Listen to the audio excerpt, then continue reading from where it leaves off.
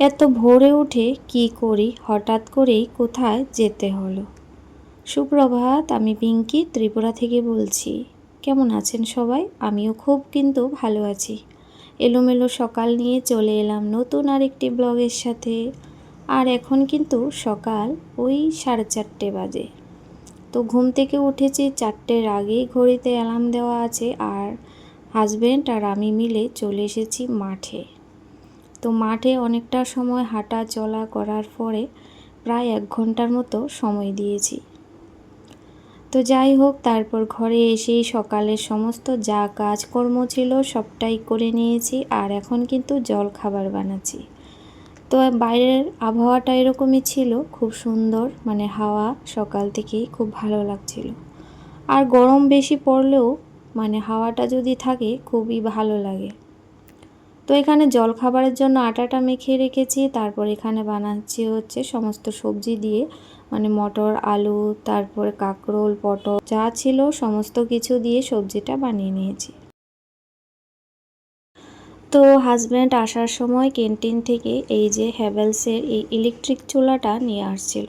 তো একটা বিশেষ করে আলাদা আমার মানে চুলা বা যাই হোক একটা মানে দরকার ছিল, যেহেতু স্কুলের টাইম হলে অনেক সময় তাড়াহুড়া থাকে, 3টে চুলা হলে মনে হয় ভালোই হতো। তো যাই হোক, এখানে এটা নিয়ে এসছে। আর এটা ছিল কিন্তু মানে টাচ যেই মোবাইল হয় সেই রকমই, মানে টাচ করা অপশান দেওয়া আছে, সেটার মধ্যে কিন্তু কোনো বটন নেই। তো আগে যেটা আমার মানে ইলেকট্রিক চুলা ছিল, এই বাড়িতে আসার কিছু সময় পর খারাপ হয়ে গিয়েছিল। তো অনেক বছর মানে ওইটাকে ব্যবহার করেছি, তারপর 2বার করে সারিয়েছিলাম। তারপরে মানে আবার খারাপ হয়ে যাওয়ায় আর কিন্তু সেটাকে সারাইনি। তো এখন আবার নতুন করে একটা নিয়েছি। এখন আজকে তো আর কিছু বানালাম না। তো এখন কিন্তু সকালে জলখাবার সবার জন্য এই যে ডিম সেদ্ধ করে নিয়েছি। আর এখানে একটা মানে পরোটা আর অর্ধেক আছে শসা, আর সাথে কিন্তু ওই যে মটরের তরকারিটা সমস্ত সবজি দিয়ে।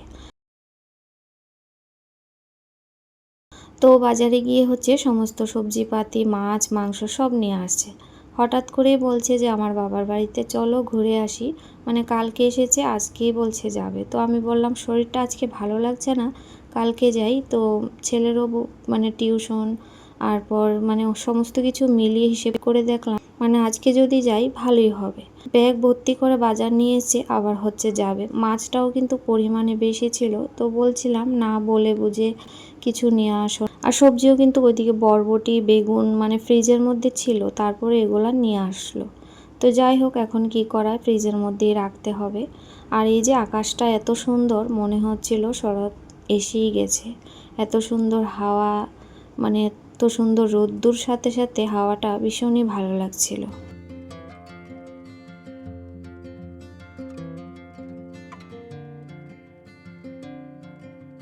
আর এখানে চিকেনটা বলেছিল একদম ঝোল ছাড়া, একটুও জল দিতে না, মানে ভাজা ভাজা কষা টাইপ করার জন্য। তো একটুও জল দিইনি, চিকেনটা ফ্রাই করে নিয়েছি। আর মাছের তেল ছিল, মাছের ঝোল কয়েক পিস করেছি, মানে বেশি দিইনি, মানে ভাজা খাওয়ার জন্য রেখে দিয়েছি। আর সাথে ডাল ছিল। তো রান্নাবান্না শেষে রান্নাঘরটাকে একদম সুন্দর করে পরিষ্কার করে নিয়েছিলাম।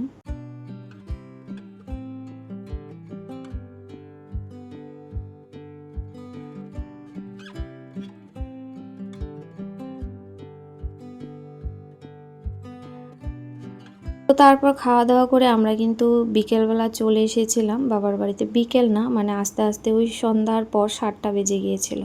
আর এটা হয়েছিল পরদিন রবিবার। তো রবিবার আমরা হচ্ছে মাও সাথে যাচ্ছিলাম আমার পিসিকে দেখার জন্য। তো পিসির হচ্ছে মানে সার্জারি হয়েছিল হার্টের। তো ওইখানে একটু দেখতে যাচ্ছিলাম ওদের বাড়িতে।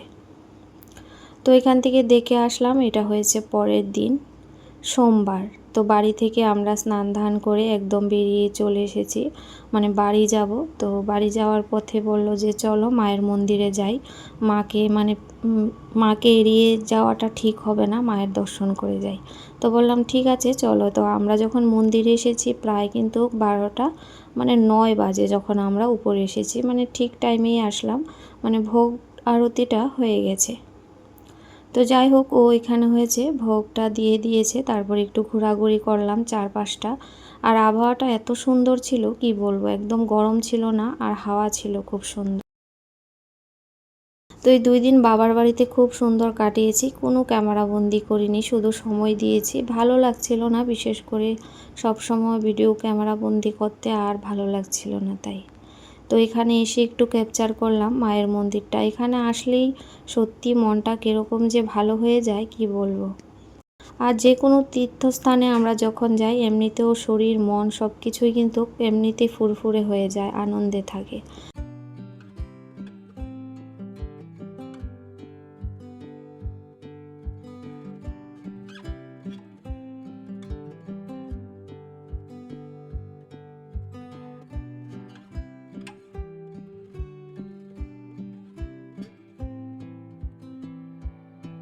সোমবার ছিল, তাও কিন্তু খুব ভিড় লোকের। মানে রবিবার সোমবার বারের কোনো মানে নেই, প্রত্যেক দিন মায়ের মন্দিরে প্রচুর ভিড় হয়, আর বিশেষ করে রবিবারে মনে হয় আর একটু বেশিই থাকে। তো যাই হোক, এখন যেহেতু 12টার বেলা সেই জন্য কিন্তু অনেক লোকজন। আর আমরা তো এখানে এসে উপরটায় মানে ঘোরাঘুরি করছিলাম, আর এখানে কিন্তু পদ্মফুল লাগানো হয়েছে। তার আগে যখন এসেছিলাম তখন এই পদ্মফুলগুলা ছিল না। তো তার আগে যখন এসেছিলাম পৌষ মাসে এসেছিলাম, তারপর এখন হয়েছে আষাঢ় মাস। তো যাই হোক, তারপরে এই ভোগ দিয়ে নিচে চলে আসলাম। এখন কিন্তু পুকুরে যাব। তো অন্যান্যবার পুকুরে নেমে রাত্রিতেও অনেক সময় আসি, কিন্তু কচ্ছপগুলি দেখি এবার না বেশি করে মানে একদম কাছাকাছি থেকে দেখতে পারিনি।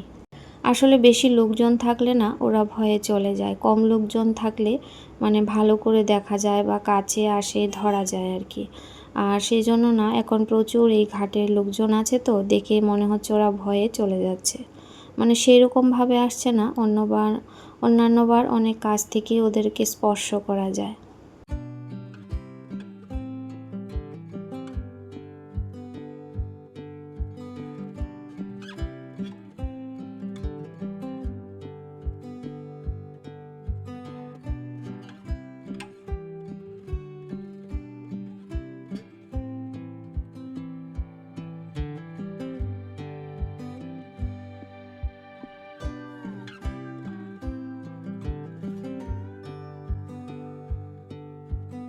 আর ওদেরকে এরকম করে খাওয়াতে ভালো লাগে, কিন্তু এই যে লোকজন বেশি ভয়ে না মানে একটু একটু খেয়ে খেয়ে চলে যাচ্ছিল, আর সেই রকমভাবে উপরে উঠতেই চাইছে না।